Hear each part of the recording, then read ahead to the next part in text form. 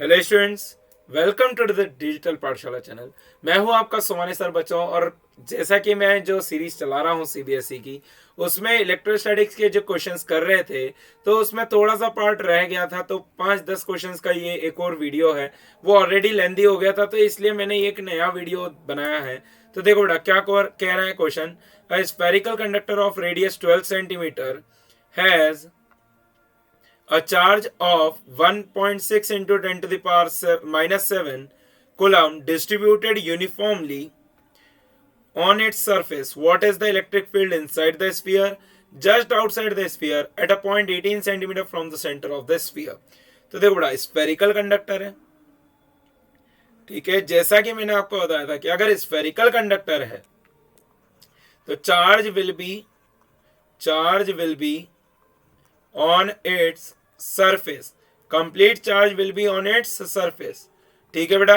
अब आप ध्यान से देखना कि अगर कंप्लीटली चार्ज ऑन सरफेस है तो भाई electric field inside is equal to हो जाता है जीरो कंडक्टर के लिए। या आपको याद रखना है, अगर कोई भी कंडक्टर होगा तो इलेक्ट्रिक फील्ड इनसाइड कितनी हो जाएगी बेटा? जीरो हो जाएगी। अब यहाँ पर पूरा का पूरा चार्ज यहाँ पर ही है, तो मैं बोलता हूँ जस्ट आउटसाइड के लिए मैंने आपको फॉर्मूला दिया था KQ/R², ठीक है। तो यहां पर से देखो इलेक्ट्रिक फील्ड बराबर क्या बन जाएगा? 9 इंटू 10⁻⁹ इंटू में capital Q that is 1.6 into 10⁻⁻7 upon में रेडियस का स्क्वायर दैट इज 0.12 का स्क्वायर, ठीक है। ये हो गया जस्ट आउटसाइड। और जैसे ही मैंने बोला था कि जब बाहर चले जाओगे तो ये किसके जैसा काम करेगा? पॉइंट चार्ज की तरह। तो इलेक्ट्रिक फील्ड बराबर क्या बन जाएगी बेटा? KQ/R²। तो electric field in that case will be 9 into 10⁻⁹ into में 1.6 इंटू 10⁻⁻7 अपॉन में क्या कर देंगे बेटा? 0.18 का स्क्वायर। That's it. समझ में आया क्या? तो ये तीनों पार्ट सॉल्व हो गए। अगला क्वेश्चन देखते हैं। Explain what would happen if in the capacitor. अच्छा, ये क्वेश्चन थोड़ा सा आधा छप गया। देखो मान लेते हैं एक कैपेसिटर है, ठीक है, जिसका प्लेट सेपरेशन आपको दे रखा है लेट से 8 mm, ओके। और एरिया आपको दे रखा है 1 सेंटीमीटर स्क्वायर या फिर 1 मीटर स्क्वायर, ठीक है बेटा।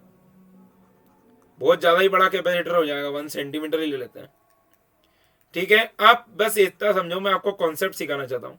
तो भाई एप्सिलॉन नॉट A/D हो जाएगा इनिशियल वाला, ठीक है। Epsilon not A/D is the initial capacitance हो जाएगा।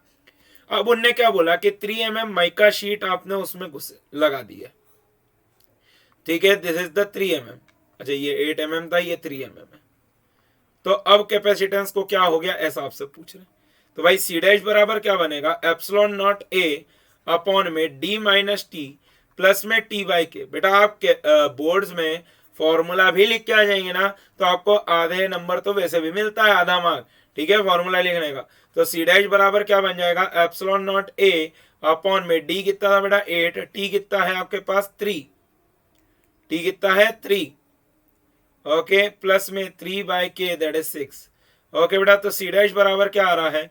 एप्सिलॉन नॉट A अपॉन में that is 5 plus 1/2, what you will get, that is C dash is equals to epsilon 2 epsilon naught A by 11, okay. अगर मैं पहले compare करता हूं तो C कितना आ रहा था मेरे पास? एप्सिलॉन नॉट A अपॉन में 8। तो यहां पर से देखो एप्सिलॉन नॉट A को आप क्या लिख सकते हो? 8C के बराबर। यहां पर सब्सटीट्यूट कर देंगे तो C डैश बराबर कितना आ रहा है? 2 इंटू 8C/11। तो कैपेसिटर कितने टाइम्स हो गया बेटा? 16C/11। कितने से चेंज हो गया? Capacitance 16C/11। तो यहां पर क्या हो गया? कैपेसिटेंस बढ़ गया, ठीक है। अब भाई voltage remain, supply remain connected. तो ये आपको मैं ऑलरेडी केस करा चुका हूं। किस में चेंज आएगा? चार्ज में चेंज आ जाएगा, ठीक है। चार्ज बढ़ जाएगा, समझ में आया? और एनर्जी भी बढ़ जाएगी। Now in this case what will happen after the supply was disconnected? तो वोल्टेज डिक्रीजेस, कितना हो जाएगा? V डैश बराबर V/K हो जाएगा। या फिर आप वापस से इसके थ्रू निकाल सकते हैं कि Q जो इनिशियली था, आप क्या लिखेंगे? Q is equal to CV। तो भाई CV बराबर ही आप क्या बना देंगे? C dash V dash. तो V डैश कितना जाएगा? CV/K C dash. तो भाई यहाँ पर से सी डैश और सी का रेशियो जो है वो कितना दे रखा है आपको, तो ये बन जाएगा 11 by 16। तो भाई पोटेंशियल कम हो जाएगा, ये तो मैंने आपको पहले ही बोल रखा था।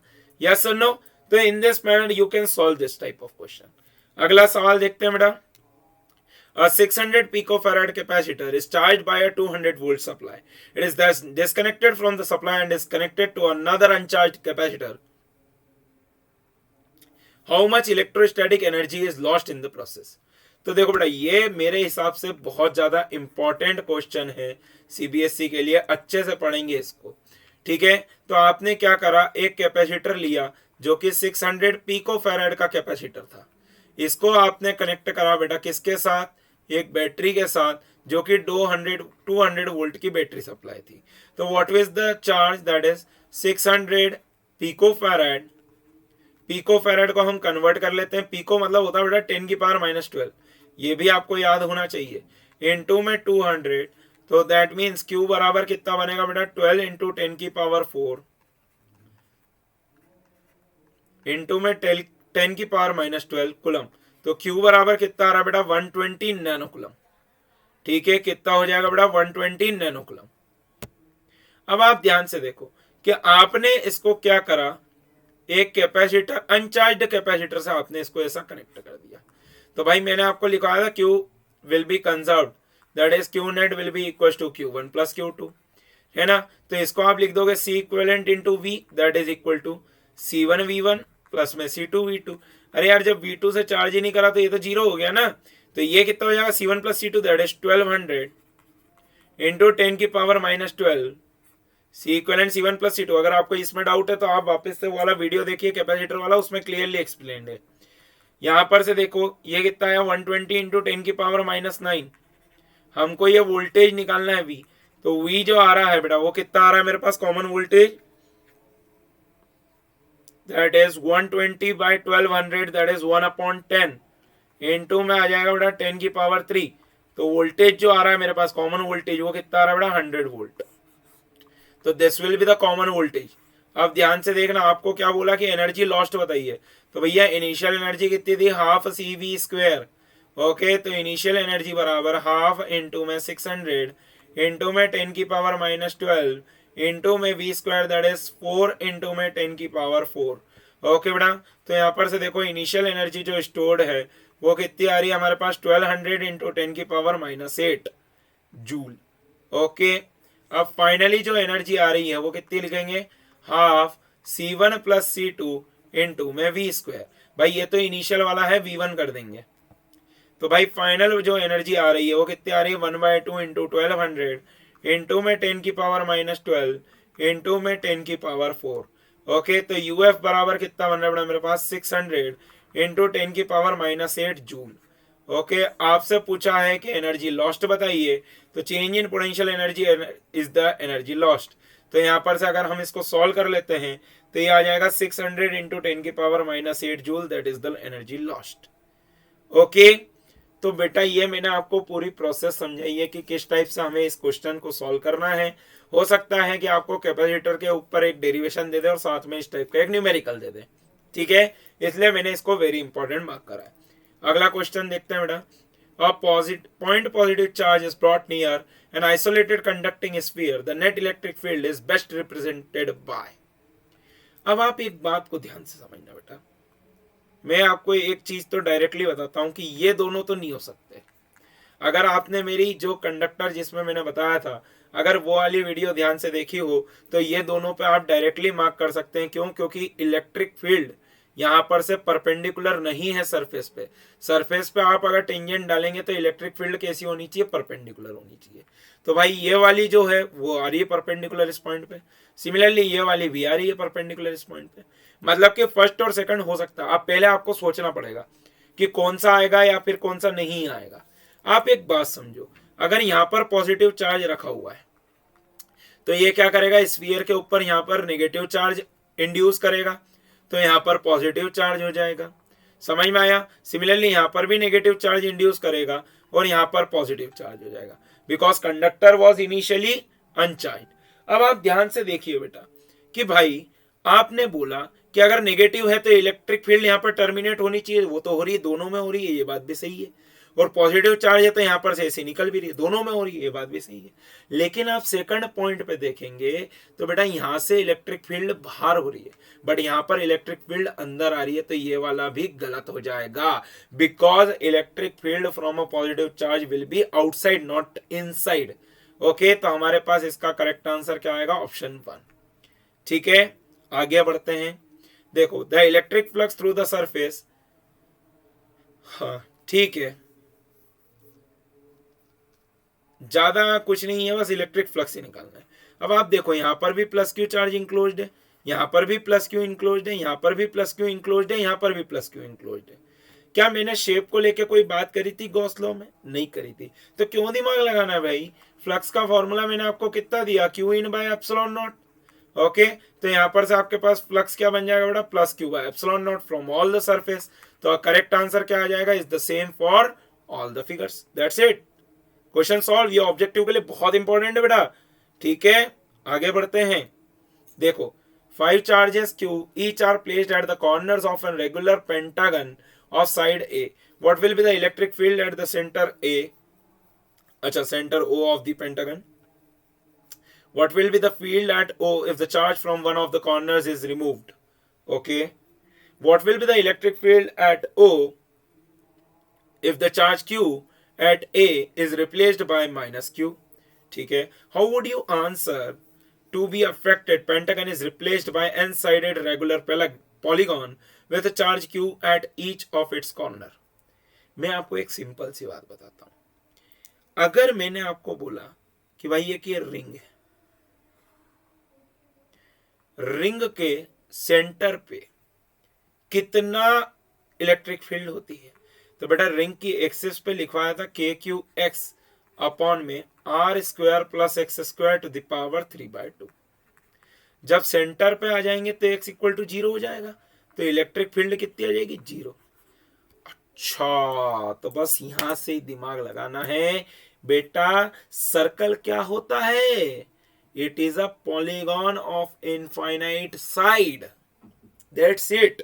तो बेटा ये पॉलीगॉन में जब सिमेट्रिक चार्ज डिस्ट्रीब्यूशन है तो नेट इलेक्ट्रिक फील्ड कितनी आ जाएगी, 0।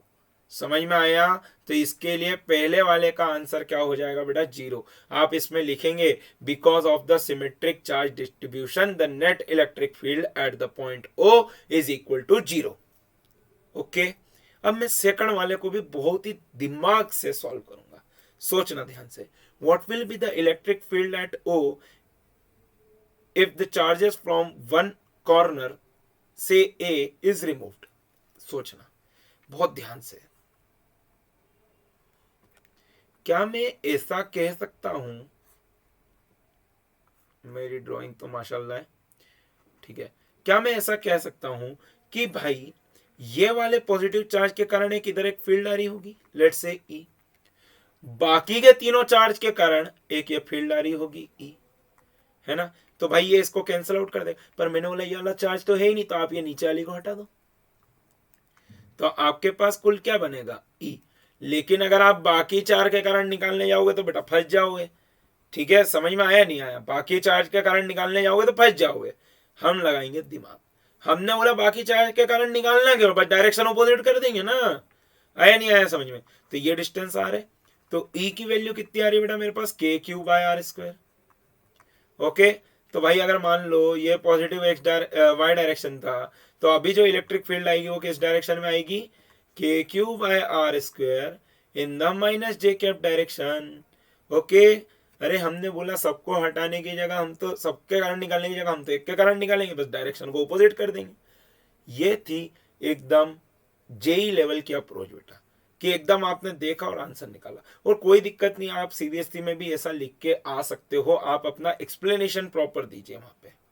समझ में आया?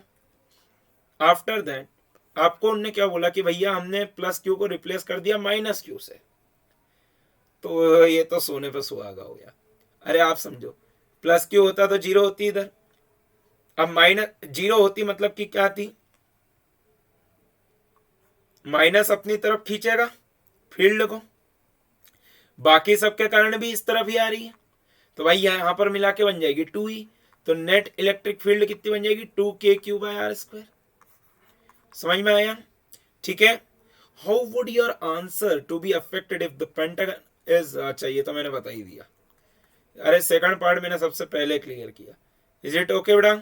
ठीक है, आगे बढ़ते हैं। Two charges minus q each are fixed separated by a distance 2d. A third charge q of mass m placed at the midpoint is displaced slightly by x. X very very less than d, perpendicular to the line joining the two fixed charges as shown in the figure. Show that q will perform simple harmonic oscillation of time period this. बढ़िया question. जैसा कि मैंने बोला था कि आपको मैं अच्छे क्वेश्चंस भी कराऊंगा बेटा, तो ये स्कॉलर्स के लिए भी है। मतलब मैं मानता हूँ हर बच्चा स्कॉलर तो नहीं है, ठीक है, कि हर बच्चा ही मतलब ये क्वेश्चन कर लेगा। कर सकता है, बिल्कुल कर सकता है, मेहनत करनी पड़ेगी। बट अब जिनने साल भर कुछ नहीं पढ़ा है वो एंड में अगर ये चीज़ देखना चाहते हैं तो उसके लिए मैं बता रहा हूँ बेटा कि कैसे कर सकते हो आप। ठीक है, बी कॉन्फिडेंट। मैं फिर बार बार यही कह रहा हूँ, सीबीएसई में स्कोर करने का तरीका यही है कि आप फॉर्मूला लिखिए, जो जो आपको आता है कम से कम आप कॉपी में एक्सप्रेस करके आइए। जितना आप एक्सप्रेस करोगे उतना ज्यादा आपके लिए अच्छा होगा। ठीक है, चलिए अभी हम ये क्वेश्चन के बारे में सोचते हैं। अभी देखना, ये मैं सबके लिए क्या बोल रहा हूँ कि सब एकदम से 11th का कॉन्सेप्ट लगाना थोड़ा सा मुश्किल होता है भाई, आधे लोगों को पता भी नहीं होगा कि कैसे करेंगे। बट मैं एक चीज बोलता हूं सिंपल सी, क्या आप फोर्स निकाल सकते हो पार्टिकल के ऊपर? बोले जी सर, बस वही निकाल दो। अरे आधा क्वेश्चन आपने सॉल्व कर दिया, आधे से ज्यादा। तो अगर मान लो 3 मार्क में आता है तो 2 मार्क तो आपको वैसे ही मिल गए यार। तो 2 मार्क तो कमाओ ना। क्वेश्चन देख के छोड़ना इज नॉट गुड। क्वेश्चन को अटेम्प्ट करो, जितना समझ में आ रहा है उतना करो, बट एटलीस्ट करो। ठीक है, this is the rule of CBSE. तो देखो माइनस क्यों यहां पर रखा हुआ है एंड एक माइनस क्यू आपने यहां पे रख दिया। ठीक है, अब ये यहां पर परपेंडिकुलर पे से आपने एक चार्ज पार्टिकल क्यू को यहां पे रखा है।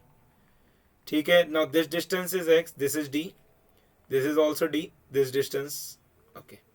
ये डिस्टेंस बन जाएगा बड़ा under root of D square plus x square.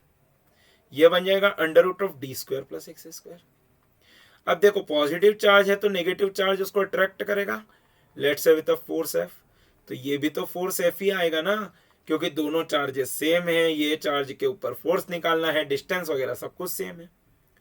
अब देखो ध्यान से, मैंने बोला angle is theta, this angle will be theta. Okay, तो ये बनेगा 90 माइनस थीटा, ये भी बन जाएगा 90 माइनस थीटा। ध्यान से देखना बेटा, तो हमारे पास एफ नेट डिस्प्लेस ऊपर करा था, फोर्स आ रहा नीचे की तरफ, तो माइनस का 2f cos of 90 minus theta आ जाएगा। This is the net force. अब नेट फोर्स को हम क्या लिखते हैं? Mass into acceleration, that is minus का 2f। f कितना आया बेटा? K Q square by under root of D square plus x square का होल स्क्वायर इनटू में ये बनेगा साइन थीटा। ओके बेटा, तो ये देखो एम ए बराबर क्या बनेगा? 2KQ स्क्वायर अपॉन में under root of D square plus a square का एक्स स्क्वायर का होल स्क्वायर इनटू में साइन थीटा को आप लिख सकते हो एक्स अपॉन में under root of D square plus x square. तो आप यहां पर ध्यान से देखेंगे एम ए बराबर क्या बन रहा है बेटा? 2KQ स्क्वायर इनटू में एक्स, अच्छा विद नेगेटिव साइन भी चले जा रहा है, अपॉन में d square plus x square to the power 3/2। अरे डायपोल वाला डेरिवेशन करते हैं कि नहीं, वैसे ही करना है बस, देखो ध्यान से। तो a बराबर कितना आ रहा है? माइनस का 2KQ स्क्वायर अपॉन में d square plus x square to the power 3/2 into में x। अब हमने बोला इफ देख रखा है जो कि x is very very less than d, तो हम क्या लिखेंगे बेटा? D square plus x square को अप्रोक्सीमेटली लिख देंगे डी स्क्वायर। तो यहां पर से देखो एक्सेलरेशन बराबर क्या बन रहा है? माइनस का k की वैल्यू डाल देते हैं 2Q स्क्वायर अपॉन में 4 पाई एप्सिलॉन नॉट, ये बन जाएगा डी क्यूब। अरे भाई स्क्वायर का रूट से रूट कट गया, सिर्फ डी क्यूब रह जाएगा।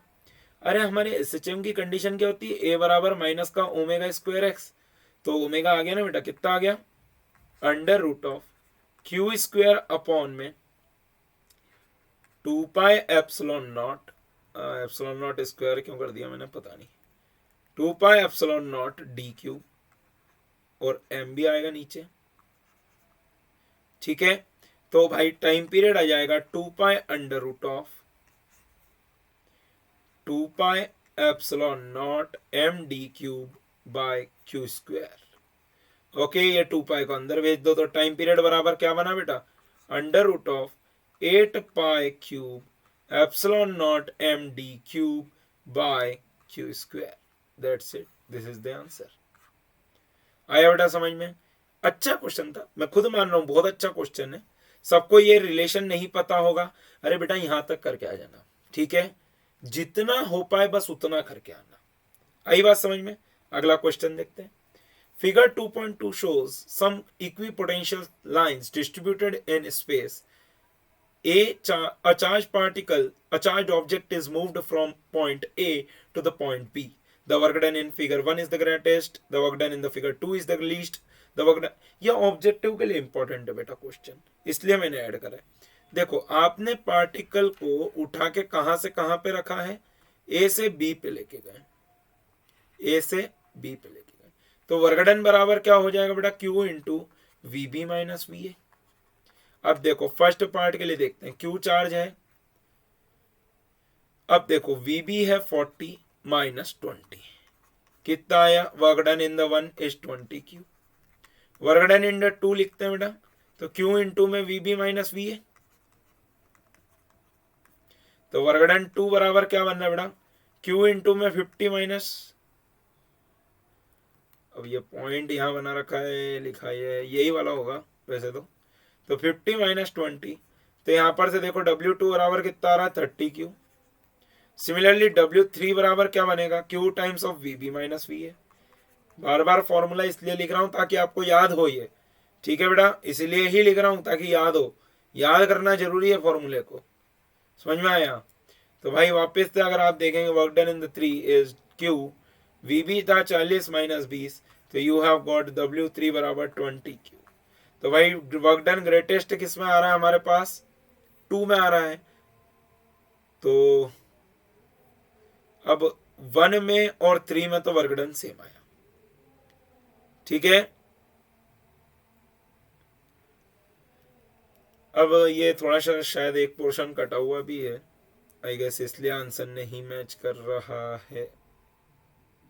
नहीं नहीं नहीं नहीं नहीं, मैंने एक गलती कर दी है क्या, ओह यहाँ पे मिस्टेक हो गई है, ये 40 वोल्ट था, देखो ये वाली लाइन 40 वोल्ट है, ये वाली 30 वोल्ट है, तो ये वाली 20 वोल्ट होगी, तो ये है 40 वोल्ट, तो ये भी आएगा 20। ओके, तो सब में 20 आ रहा है, और सब में 20 आ रहा है मतलब कि work done is same in all. समझ में आया बेटा? 1 2 3 तीनों में वर्क डन कैसा आ रहा है, सेम, हमने हेंस प्रूव करा है। अगला क्वेश्चन देखते हैं। A parallel plate capacitor is made of two dielectric blocks in series. One of the blocks has thickness D1 and the dielectric constant K1, and the other has thickness D2 and the dielectric constant K2 as shown in the figure. This arrangement can be thought as a dielectric slab of thickness D equal to D1 plus D2 and effective dielectric constant K, then K is। देखो बेटा ये question भी काफी ज्यादा important हो जाता है for the boards. आप यहाँ पर ध्यान से देखो, दो अलग अलग टाइप के डाइलेक्ट्रिक रखे हैं, ये हो गया D1 का, ये हो गया D2 का। मैंने बोला आप इसको दो कैपेसिटर मानो, इसको लो C1, इसको लो C2। तो C1 बराबर आप क्या लिखेंगे बेटा, K1 epsilon naught A by D1, और C2 क्या हो जाएगा बेटा, K2 epsilon naught A by D2। ठीक है, अब C इक्विवेलेंट बराबर क्या बनेगा, 1/C इक्विवेलेंट बराबर 1/C1 प्लस में 1/C2। अब C इक्विवेलेंट किसके बराबर आएगा, K epsilon naught A upon D1 plus में D2। बोलो बेटा हाँ कि ना, समझ में आया? तो यहाँ पर से आप देखो ये बनेगा D1 प्लस D2 अपॉन में K epsilon naught A, that is equal to D1 upon में K1 epsilon naught A plus में D2 अपॉन में K2 एप्सिलॉन नॉट A। ठीक है, यहाँ पर से एप्सिलॉन नॉट ए से एप्सिलॉन नॉट ए को कट कर दो, तो ये बनेगा d1 प्लस d2 अपॉन के बराबर k2 d1 प्लस में k1 d2 अपॉन में k1 k2। तो यहाँ पर से देखो k की वैल्यू जो आ रही है वो कितनी बन रही है मेरे पास, k1 k2 d1 plus d2 upon में k2 d1 प्लस में k1 d2। यह फॉर्मूला भी याद कर सकते हैं बेटा। ये इंपॉर्टेंट इसलिए बोल रहा हूं कि कैपेसिटेंस पे आपको केस स्टडी देखने को मिल सकती है, ये काफी ज्यादा इंपॉर्टेंट टॉपिक है बेटा। ठीक है, k2 d2 ही आ रहा है क्या?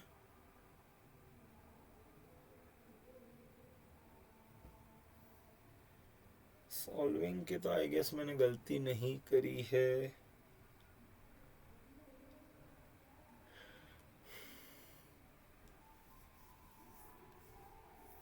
ये यहां पर शायद थोड़ा सा लिखने में कुछ गड़बड़ हुआ है। ठीक है, but the solving will be like this only. Okay बेटा, अब देखो इसमें आपको ना एक इस टाइप का भी क्वेश्चन देखने को मिल सकता है कि भाई हमने ऊपर एक डाइलेक्ट्रिक रखा K1 का और नीचे एक डाइलेक्ट्रिक रख दिया K2 का, दोनों dd डिस्टेंस के।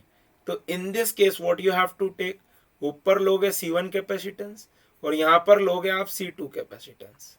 ठीक है बेटा, अब आप यहां पर ध्यान से देखो, C1 बराबर क्या लिखोगे, epsilon naught A/2 by D. A/2 क्यों लिया, अरे ऊपर का तो आधा ही पोर्शन है ना प्लेट का। C2 क्या लिखोगे, K2 epsilon naught A/2 upon में डी, और C इक्विवेलेंट क्या बना देंगे, K epsilon naught A upon में डी। बहुत बढ़िया, तो C equivalent K epsilon naught A upon में D that is equal to K1 epsilon naught A/2D plus में K2 epsilon naught A/2D। Okay बेटा, तो देखो एप्सिलॉन नॉट से एप्सिलॉन नॉट A काट दो, D से D भी काट दो, बचेगा क्या आपके पास, K बराबर K1 plus K2/2। That's it, यह हो गया ऐसे कॉम्बिनेशन का। समझ में आया? आपसे बोल सकता है कि D/2 तक ये कहानी है और D में हमने एक पूरा ये भर दिया, तो इसके बाद ये ऐसा केस बन जाएगा। आया समझ में? तो अलग अलग वेराइटी के सवाल हो सकते हैं, मैंने आपको जस्ट एक तरीका बताया है। ओके बेटा, तो उसमें क्या करेंगे, पहले इन दोनों का पैरेलल सॉल्व करेंगे और बाद में उन दोनों इसके पैरेलल का जो रिजल्ट आएगा और उसको सीरीज में सॉल्व कर लेंगे। अगर आपको नीड लगती है तो आप मुझे कमेंट डाउन कीजिए, मैं आपको उस पर भी वीडियो बना दूंगा, कोई दिक्कत ही नहीं है। अगला क्वेश्चन देखते हैं। In the circuit shown in figure 2.7 initially K1 is closed and K2 is open. What are the charges on each capacitor? Then K1 was open and K2 was closed. Order is important. What will be the charge on each capacitor now? Okay. पहले क्या करा, K1 को closed कर रखा है, K2 को open रखा हुआ है। ठीक है बेटा, ध्यान से देखना, K1 को आपने क्लोज किया तो आपका सर्किट कैसा दिखेगा यार, जब इधर वाले पे क्लोज ही नहीं करा तो इसका होना नहीं होना कोई मतलब है क्या, नहीं, ये सर्किट ऐसा दिख रहा है। ओहो हो, बहुत बढ़िया, ये बन गया 6C, ये है 3C और इसको आपने जोड़ दिया 9B से और C की वैल्यू दे रखी है 1 माइक्रोफैरेड। अच्छा, तो क्या ये तो सीरीज कॉम्बिनेशन है, 1/C इक्विवेलेंट बराबर 1/6C प्लस में 1/3C। तो what you are getting, that is 1/C equivalent बराबर 9C by 18C square. So what you are getting, that is C equivalent is equals to कितना आ रहा बेटा मेरे पास 2C। तो what will be the charge, that is 2C into में 9 volt, that is Q बराबर 18 microcoulomb. ठीक है बेटा, this is the charge initial. अब आपने क्या बोला कि अब हमने K2 को खोल दो, अब हमने किसको क्लोज कर दिया, K2 को क्लोज कर दिया। तो how the circuit will look like, ये तो खुला हुआ है ना, यहाँ से ऐसा देखो, ऐसा दिख रहा है सर्किट, और ये वाला कैपेसिटर अभी तो अनचार्ज्ड था पूरी तरीके से। समझ में आया? इस पे चार्ज कितना है, 18 माइक्रोकुलम का। तो 18 माइक्रोकुलम बराबर आप क्या लिखेंगे, अब ये दोनों का सीरीज कॉम्बिनेशन है 3C मिला के 6C V डैश। तो V डैश बराबर क्या बनेगा बड़ा, C की वैल्यू तो है 1 माइक्रोफैरेड, तो ये आ गया 3 वोल्ट। अब फाइनल चार्ज निकालना है तो भाई इस पे फाइनल कितना हो जाएगा, 3 इंटू में 1 माइक्रो कूलम, तो दैट इज क्यू फाइनल बराबर 3 माइक्रो कूलम। किस पे? इस पे। और सिमिलरली इस पे भी कितना हो जाएगा? 3 माइक्रो कूलम। और इस पे कितना रहेगा? 8 माइक्रो कूलम। ऐसा नहीं कि ये खत्म हो जाएगा, समझ में आया? 18 माइक्रो कूलम, सॉरी। ओके, ठीक है बेटा, आगे चलते हैं। मैं डाइपोल के कुछ बेसिक क्वेश्चन डिस्कस करना चाह रहा हूं बेटा। देखो एक क्वेश्चन आपको इस तरीके का शायद देखने को मिल सकता है in this phenomena like this, कि भाई इलेक्ट्रिक फील्ड है, ये क्लोज होते जा रही है, मतलब कि इलेक्ट्रिक फील्ड नॉन यूनिफॉर्म है। कैसी है बेटा? Non uniform. और अगर नॉन यूनिफॉर्म में अगर मैं डाइपोल को रख देता हूं तो इस पे क्या हो जाएगा बेटा? F net will not be equal to 0। समझ में आया? एफ नेट 0 नहीं होता है डाइपोल का अगर नॉन यूनिफॉर्म इलेक्ट्रिक फील्ड में रखा हो। समझ में आया कि नहीं आया? ये क्लियर होना चाहिए आपके माइंड सेट में। मैंने मतलब डाइपोल के ऊपर टॉर्क के क्वेश्चन नहीं लिए, डाइपोल के एक्सियल और इक्वेटोरियल का नहीं लिया, क्योंकि वो डायरेक्ट फॉर्मूला बेसिस पे आते हैं बेटा, तो आपको वो पढ़ना है and you can complete it. ठीक है, ये पॉइंट बताना रह गया था मेरा थोड़ा सा, इसलिए मैंने इसको डिस्कस कर लिया। एक और क्वेश्चन आपको कुछ इस टाइप का दिख सकता है कि भाई ऐसे अलग अलग उसके दे रखे हैं 40, 30, 20। ठीक है, तो E इक्वल टू होता है माइनस का dV/dr। ठीक है, आपको बोलेगा कि ये डिस्टेंस इतनी है, इलेक्ट्रिक फील्ड निकाल के बताओ, तो you can use this formula. आया बात बेटा समझ में?